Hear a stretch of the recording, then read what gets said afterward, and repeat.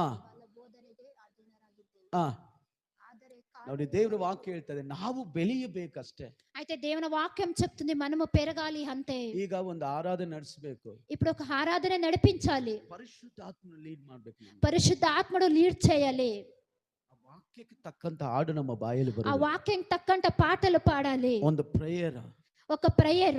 ಈ ಟೈಮ್ಗೆ ಏನ್ ಮಾಡ್ಬೇಕು ಗೊತ್ತಿರ್ಬೇಕು ನಮ್ಗೆ. ఈ టైంకి ఏమి చేయాలని తెలిసి ఉండాలి. ಆತ್ಮಿಕವಾಗಿ ಬೆಳೆಯುವಂತ, ఆత్మికంగా పెరిగేట్లది. ಆತ್ಮಿಕವಾಗಿ ಬೆಳೆದಿಲ್ಲ ಅಂದ್ರೆ ఆత్మికంగా పెరగలేదు అంటే ಅಧಿಕಾರ ನಡೆಸಕ್ಕಾಗಲ್ಲ. అధికారం నడిపించేదానికి అయ్యలేదు. ಇದಕ್ಕೆ ಒಂದು ಪುನಾದಿ ಪ್ರೇಯರ್, దీనికి ఒక పునాది ప్రేయర్, ಇದಕ್ಕೆ ಪುನಾದಿ ವಾಕ್ಯ, దీనికి ఒక పునాది వాక్యము. ಇದು ಡೈಲಿ ಸೇರುವಂತದ್ದು. ఇది డైలీ సేరేట్లది. ಅಪೊಸ್ತಲ ಕೃತ್ಯ ಪ್ರತಿ ದಿನವೂ ಸಭೆ ಕೂಡಿತು ಅಂತ ವಾಕ್ಯ. అపొస్తలులు ప్రతి దినాలు సంఘంకి కూడుతా ఉండ్రి. ವಾರಕ್ಕೊಂದ್ಸರಿ ಹೇಳಿದ್ರೆ ಜನ್ಮ ಆದ್ರೂ ನೀವು ಬೆಳೆಯಕ್ಕಾಗಲ್ಲ.